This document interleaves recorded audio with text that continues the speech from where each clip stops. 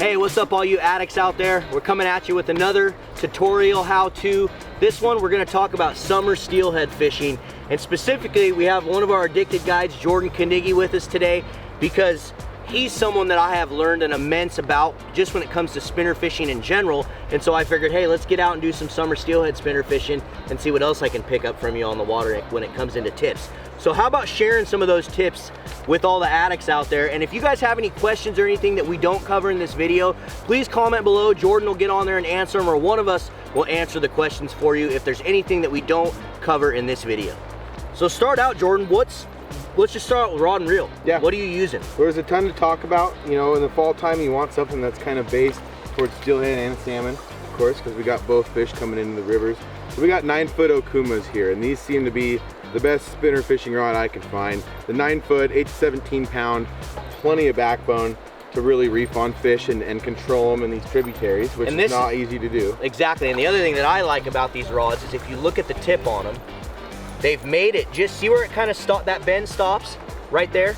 The reason that is when you load up that spinner to fling it out there, it just loads up just perfectly, but then has the backbone to kind of fling that thing out there. So if you guys, even with a 9-foot, with a light braided line, it flies through the you can literally cast the whole length.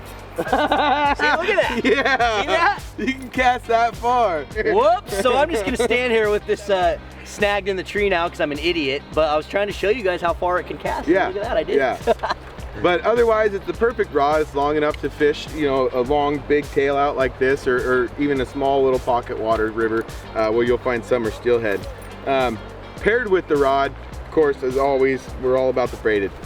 We got P-line, 30 pound on both of these. The bumper is huge. I think that's the main thing to talk about, other than just what kind of line to have. But the bumper on that line, having that fluorocarbon bumper from the actual braid to your spinner is probably one of the only ways it's effective. So what we do, I'll go ahead and cut this. You're just using a double uni, right? Yeah, yep, double uni or a blood knot, and of course you can look in some of our other tutorials and see those knots and get a really nice close-up of how they're tied. But I go with a blood knot or a double uni. Just get those two secured together. I like at least 15 to 20 pounds for that fluorocarbon bumper. You're gonna need something stout, of course, because you're gonna be snagging up, you're gonna be fighting fish, and you want something that really the fish can't see anyways. So keep it heavier, I would say. Keep it on the heavy side because we wanna be bouncing these spinners off the bottom of the river. So now that you covered basically well, did you talk about the reel? You did talk about the reel? No, I didn't talk about the reel at all. So talk about the reel. I see you're using the RTX, which has a little bit faster retrieve. Is that the RTX? No, this is the Kaimar. Oh, the Kaimar. Yeah, I like the Kaimar. It's smooth, it's light. You like the great 40s. reel. Yeah, I like the 40s because I like to have a lot of line. Yeah. You know, especially if you're getting out and fishing from the bank like we're doing right here, you want to be able to have a lot of line to fight that fish because you're not going to be chasing it from the boat. And with that being said too, he uses the 40s as well because he does a lot of salmon fishing when he's out there with his clients. These 9-foots kind of go back and forth to salmon and steelhead. I chose the 30 because I like my stuff to be super light.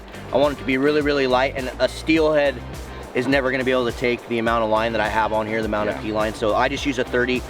I like the Inspira. It seems to do well. It's a cheap, affordable reel, and I haven't had any freaking issues with it at all. Having a smooth reel is huge. Exactly. Being able to feel the spinner through the reel all the way into your hand with the light rod, it's really key to help you.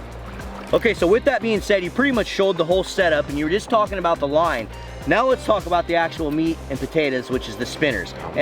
Exactly, and I see you're adding, you're using a little bit different style than me, so tell the addicts out there and everyone watching why you're using that style and what the advantages would be to using that versus mine that I'm using, or if there is any.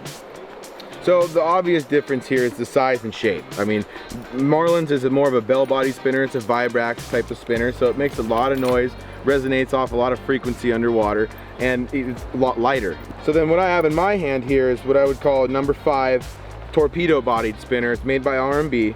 The main difference here is this one's gonna sink faster. Of course, it doesn't resonate quite as much, but it's more of a blade presentation than quite as an aggravating spinner presentation. So. Okay, so that one's gonna sink a little bit faster. This one's gonna flow a little bit more in the water column, but it's gonna be louder. Yep, exactly. Okay. So the main difference, you should always have both. I mean, when it comes down to, always have both. Always have a variety of colors, and you're gonna find which ones work best. Of course, there's some that are just the old faithfuls, some that you need to have in your boxes to try, just to have something different in the hole.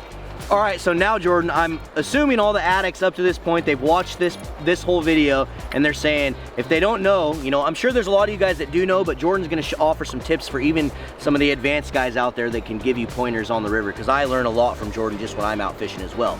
But with that being said, now that they know the whole setup, how are we fishing it? What's the best technique? How are we gonna attack this run right behind us? The most important part about stepping up to a run to fish a spinner is making sure it's spinner water. Okay, that's always key. If it's not the right depth and it's not the right speed, odds are it will not fish a spinner correctly. And fishing things correctly is what helps catch fish. So what we're looking at here is a perfect steelhead run. What we want more is a kind of a tail out riffle, at least moving water about walking speed.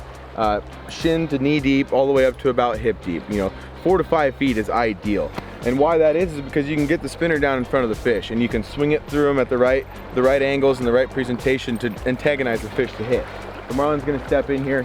He's gonna cast across normally at about a 45 to a 90-degree angle. You don't ever wanna go too far upriver, not too far downriver. You wanna allow that spinner to sink, go down about 2 feet, and you're falling and anticipating bottom. You wanna fish the spinner down to the bottom of the river and then work it back up. And how you'll do that is watch his rod tip. The rod tip is key in where your spinner will go in the water column. Whenever you lift, the spinner goes to the surface. Whenever you point your tip down, the spinner goes down. So following that spinner all the way across the bottom, going all the way down river with it, and using your rod tip to adjust your spinner depth is what's gonna help you fish correctly and help that spinner drift right through the water column where you want it, right in that fish's face. Well, one of the other things too, Jordan, one of the things that you've taught me as I've learned more about spinner fishing, one of the huge mistakes I would make, right? It might not be as bad of a scenario in this kind of water because we don't have as clear water, right? But one of the biggest things I used to do is I would walk up to a run and the first thing I do is all the way across the river, right? Not the right thing you want to do. Talk about how you want to approach the run and just kind of your first cast, your second cast, your third cast, and then stepping down the run and working the hole. Yeah, the motto I have is close, middle, far, 2 steps. Okay, and that is key. If you stand in one spot at a run, you're never going to stand a chance of catching a fish other than behind that rock. And we're here to fish the entire thing. So what I do is I always start close. I start about 2 to 3 rod lengths in front of me, just to where you can stop seeing the bottom. Honestly, if you can't see the bottom, it's possible for a fish to be there. So we'll start close. You start with a 10 to 15 foot cast, keep it in close, and then you work your way out to the center, because what you don't want to do is pass up the fish that are right here at your feet and catch the one that's on the other side of the river. It actually can up your catch rate and up the amount of fish that you actually hook in a day by starting close and then working your way across. And I mean every single time you step down river. So after I make that close cast, I'm gonna go to the middle of the river. A little bit further, I wanna cover just the amount of rocks and the boulders out here that I missed on the last cast. Swing it on into the bank using my rod tip again to adjust the depth. There's bottom, I'm gonna lift up. Wanna get it back down, I point it back down, and there's bottom again. So then that third cast is gonna go far. I'm gonna go all the way across, right where I've been wanting to cast this whole time. I had great patience and it might pay off. I'm gonna swing it on down through the run, again controlling with your rod tip, and finish that last cast. And after that third cast, the most important thing of all is what I'm about to do. 2 steps down river, okay? You always wanna cover ground, and staying in one spot will never help you catch fish. All right, so after that third cast I made, I'm gonna take 2 steps. And here I am again, in the same spot, I'm gonna start close. Because on my last 3 casts, I never fished right here. So I'm gonna make that close cast and start over again. And theoretically, fishing a hole from top to bottom that way is gonna up your catch rates tenfold. Working a run, actually starting at the top, ending at the bottom, and maybe going back to the top and using something else. You know, it's what's key in spinner fishing is keeping the movement. Well, hopefully you guys enjoyed this video and hopefully you were able to learn a bunch of stuff. As always, first off, I want to say thanks so much for taking time out of your day to watch our videos. We really appreciate it and we enjoy teaching all you addicts out there, and so hopefully you learned something. If you want to get even more in depth with this, they can get out fishing with you, right? How would they do that? Anytime, contact me out there on Facebook and Addicted Guides or 168 Fishing Adventure, or my personal page, Jordan Knigge. I got openings all through October into November, and it's looking like we're gonna have some great coho fishing this year. So some coho twitching. Give them your phone number so they can just get a hold of you directly. Is 503-849-5764. So get your seat in the boat. You definitely won't regret it. Yeah, coho fishing is gonna be good this year, but he can also teach you kind of on the water on how to apply these techniques as well if you want to learn more about it. So again, thanks for watching. And this little button right here that pops up right here in the left-hand corner, you're gonna see it pop up. Please, please, please hit that button, subscribe, go over and turn on the bell so you get notifications, because we just want you guys to see our videos. We're making them for all you guys and gals out there. We appreciate it. We'll see you on the river. See you later, guys.